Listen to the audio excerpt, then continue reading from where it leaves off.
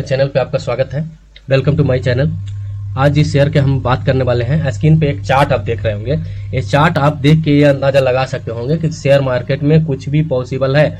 आप इस चार्ट को देखिए तो कंपनी 2021 में 117 का ट्रेड कर रही थी, वही 2023 में कंपनी 11 रुपये पे आ गई।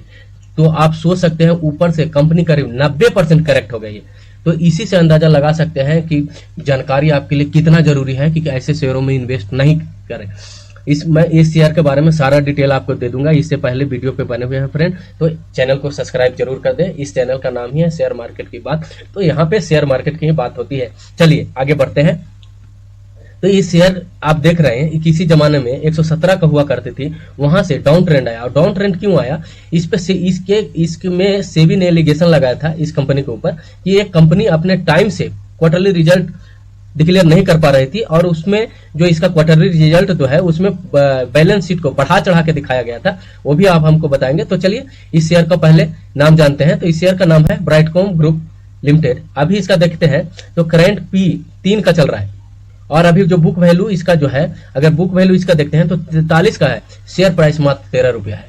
आप इतनी छोटी शेयर ये बुक वैल्यू से 3 गुना नीचे अभी ट्रेड कर रहा है इसका जो करंट प्राइस है। अगर ROE देखते हैं तो दोनों करीब 10% के आसपास अंदाजा लगा सकते हैं। नीचे आइए, इसमें हुआ था क्या कि आप यहाँ पे देख रहे हैं कंपनी ये क्या कर रही थी। कंपनी की क्वार्टर रिजल्ट जो है वो टाइम से डिक्लेयर नहीं कर पा रही थी। इसके कारण सेबी ने इस पे एक जांच बैठाई थी। अगर कोई कंपनी फ्रेंड जिस कंपनी में अब निवेश कर रहे हैं वो कंपनी टाइम टू टाइम अगर ऑर्डर रिव्यू अगर सेबी को टाइमली रिजल्ट नहीं डिक्लेयर कर पा रही है तो समझिए कुछ लफड़ा है, उस शेयर से आप बेशक निकलिए। चलिए आगे देखते हैं। तो इसका अभी देखते हैं तो कंपनी का सेल कंटिन्यू भी बढ़ता जा रहा है और प्रॉफिट भी बढ़ती जा रही है, लेकिन इस कंपनी पे एलिगेशन के कारण इस कंपनी का इतना बुरा हाल हो गया। अगर रिजर्व देखें तो कंपनी के रिजर्व अच्छा खासा है, डेट फ्री, बिल्कुल डेट फ्री कंपनी है। अगर इन्वेस्टर में अगर देखी जाए तो इन्वेस्टर में अभी प्रमोटर के पास 18% के आसपास होल्डिंग है, जो एक नेगेटिव प्रेजेंस रखती है, और 8% के आसपास FI है, और 73 से 74% के आसपास इसमें पब्लिक का इन्वॉल्वमेंट है। तो यही है। अगर आप चलिए तो देखते हैं तो ये ब्राइटकॉम ग्रुप है। अगर इसको हम लॉन्ग चार्ट देखते हैं तो इस समय कंपनी यहाँ से अगर कंपनी को अगर देखते हैं तो अभी तक 92% कंपनी करेक्ट हो गई। इसीलिए आपको शेयर मार्केट में जब आए हैं तो आपको जानकारी प्रॉपर जरूरी है।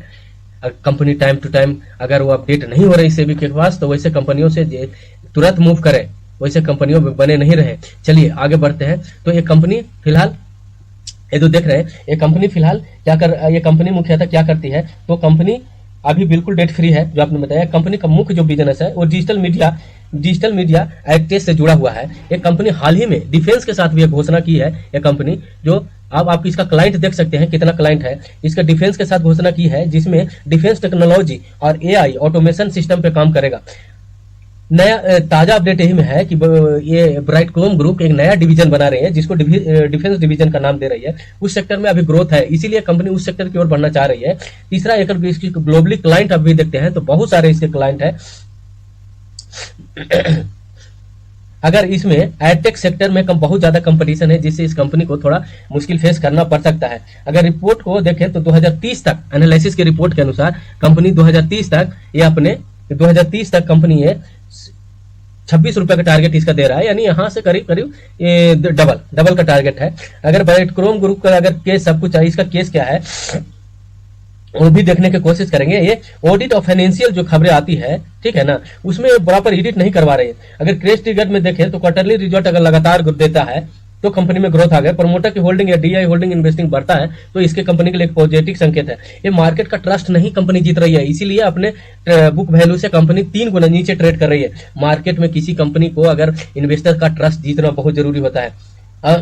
इसमें सेबी ऑडिट जो है वो आप ध्यान रखें, और इसमें इन्वेस्ट से पहले आप एक बार अपनी राय जरूर लें। मेरा जो ज्ञान था, मैं 10 साल का एक्सपीरियंस मैं आपके साथ साझा किया। चलिए फ्रेंड, धन्यवाद।